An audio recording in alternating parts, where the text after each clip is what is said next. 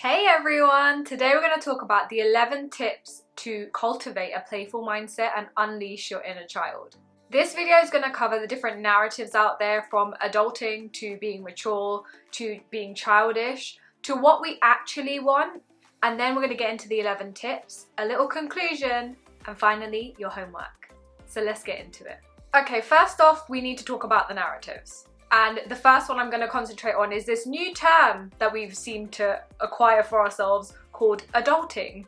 Adulting is now a term that everyone's using to basically explain how rubbish it is to be an adult. It's a negative connotation for being an adult and growing up. You're literally telling yourself that growing up is bad, that, oh, I have to pay bills now, I'm adulting. I have to look after myself now, I'm adulting. It's never something positive.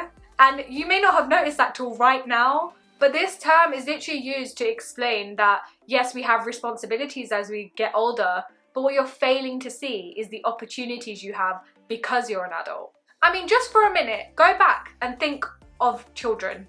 Think of yourself as a child. The main thing a child wanted to do, and I see it in my nieces all the time, is grow up. They want to be an adult to have certain freedoms and opportunities that we do actually have.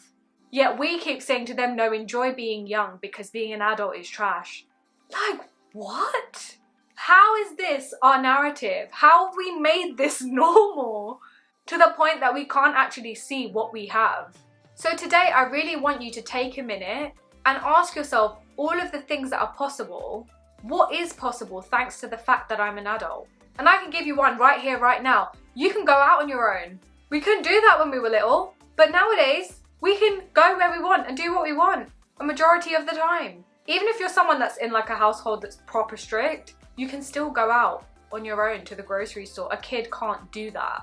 So start acknowledging what positive ways we can use the phrase adulting to actually empower us and be like, oh my gosh, look at how amazing it is that I get to do these things as an adult. I get to go after my dreams. I get to find out things. I get to be in a workplace. I get to communicate with new people all the time. I get to make money. None of these things was a thing.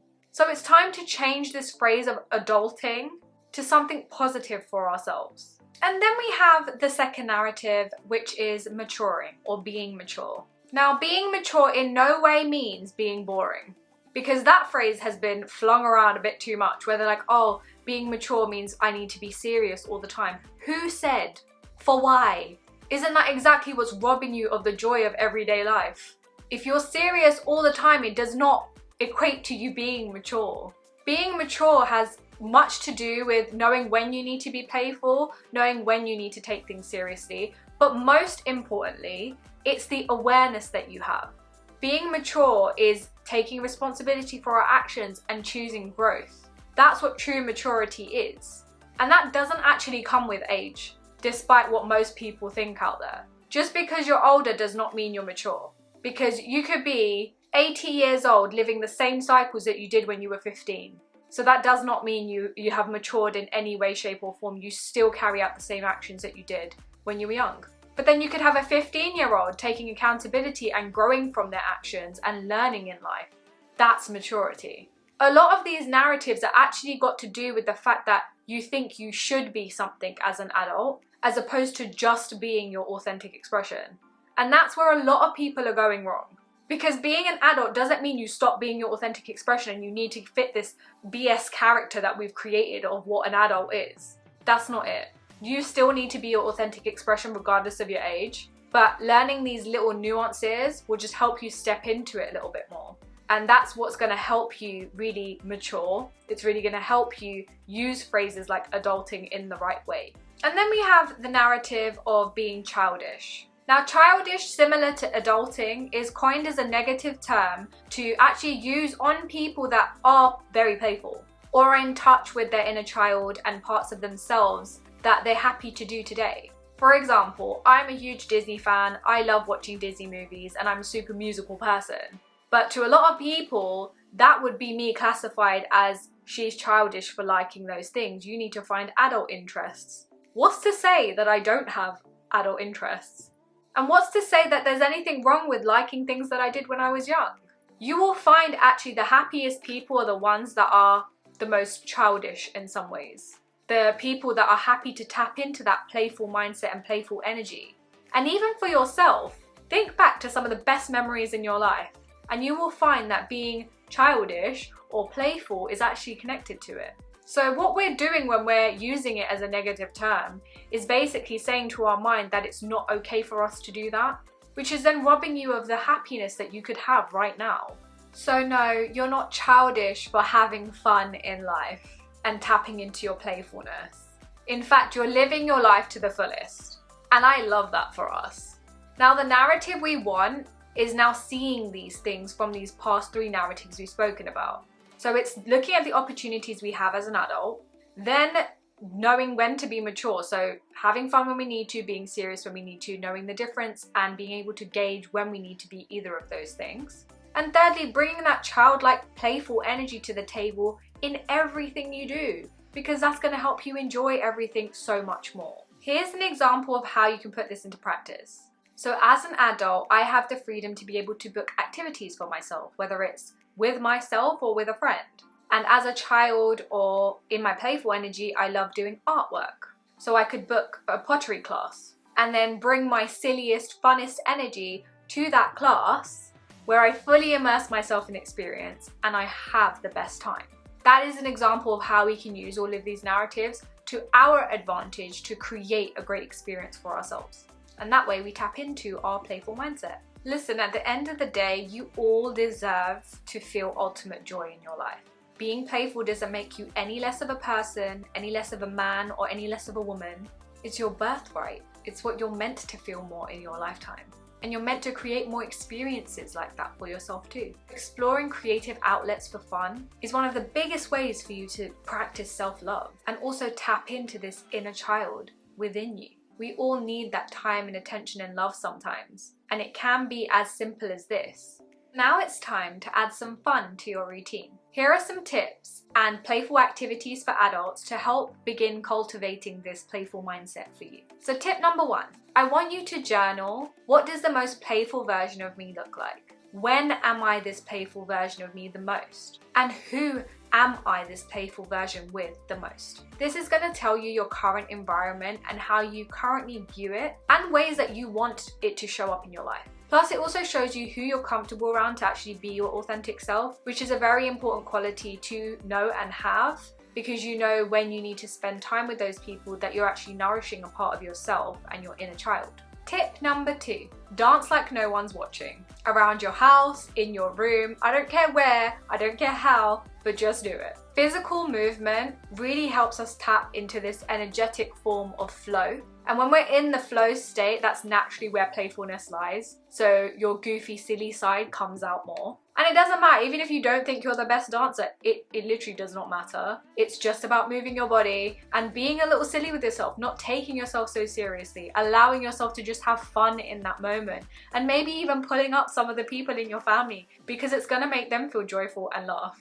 I always have these like little dance parties with my nieces and with my sister, and it ends up being my whole family because once one of us starts, it's almost contagious, this energy that you all just start dancing together and being silly together. It's not even like I'm dancing properly in those moments, it's more just for laughter and to make other people laugh and be in that joy myself. So get yourself out of your head and into your physical movement. Dance like no one's watching, and I promise you it's going to be the best feeling ever. Tip number 3 is finding fun in the simplest things in life. I don't care what it is, I want you to ask yourself, how can I make this activity more fun for myself? How can I bring my goofy, silly energy to this thing that I'm doing? And it can be something really mundane as folding your clothes. How can you make that more fun for yourself? And I'm going to tell you how, because I'm going to move on to tip number 4, which you can actually use to help you, and that is putting on a throwback playlist. If you're doing a mundane activity like folding your clothes, putting on a throwback playlist is going to bring you into your childlike energy. It's going to help you think of all your younger days. It's also just a different feeling when you know all the words and you're vibing to it. I literally did this the other day with Neo tracks because I was a huge Neo fan, still am, and I love his music. So when I started putting on So Sick or Let Me Love You, I was like, this is the best thing ever. Why have I not listened to these songs in such a long time? It just makes that mundane activity playful and fun for you, as well as reminding me in that case was my love of music and my love of singing. So it can be absolutely anything. It's just helping yourself find that fun in that moment. And a throwback playlist is one of the best ways to do it. Tip number 5 is watch a video that makes you laugh. It could be a TV show, it could be a comedian, it could be absolutely anything. It could be something from when you were younger. You're just tapping into that fun, laughter, playful energy by watching something that you like, by watching something that allows you to just step into that laughter and not take everything in life so seriously. Then we have tip number 6, which is embracing spontaneity. Having a day where you simply just go with the flow is a game changer. Because as children, on our days off, we didn't necessarily plan too much. We would just go with the games or the things that were in our head. And you might not be playing games unless you're with younger people, or if you're about that life, it's up to you. But you might not be doing that like you did when you're younger, but you're allowing yourself to tap into that creativity that you did, which is also helping your inner child because it's allowing this whole new avenue to express yourself. And that's what spontaneity can do for you. Tip number 7 is asking yourself what genuinely lights you up at the moment. What are you enjoying the most? Is it when you're going to a karaoke bar with your friends? Is it when you're trying on different clothes and exploring your fashion? Is it when you're vlogging or TikToking? What is the thing that's lighting you up the most at the moment? And as simple as this, just go and do more of it. Allow yourself to explore, allow yourself to have fun. Find the things that you love and then find ways of incorporating them more into your life. It is as simple as that. Tip number 8, write a whole list of all the things you used to love to do when you were younger. Whether that was painting, football, dressing up,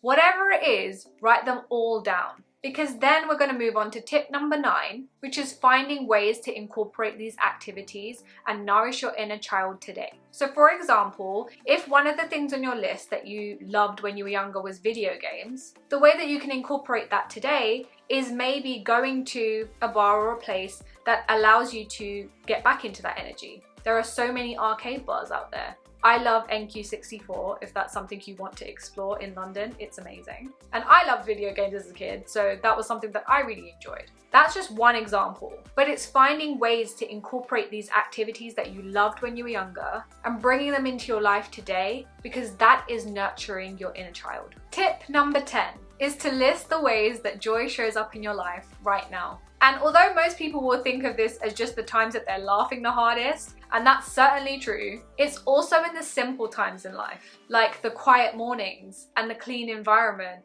and just the vibes. Because when you think back or look at an infant child, they're not necessarily doing much, they're just being, and in their being they're naturally playful, just like we are. Now we're on to tip number 11, and that's to try something new. When we try new things, naturally our playful energy is there because we're also tapping into the curiosity that we've never tried it before. It's a great way to allow yourself to experience something for the first time all over again, much like a child does constantly. So it's very natural for us to be able to explore something and for playfulness to be a part of that. Remember, the aim here is to bring as much playfulness and joyful energy as you can to everything that you're doing. A new thing or a new way of doing that is a great way to practice it. Our conclusion is the fact that you now know that playfulness is your birthright. It's your natural state of being. It is your authentic expression. It just took you tapping into it, giving it a little bit of attention so that it could come out even more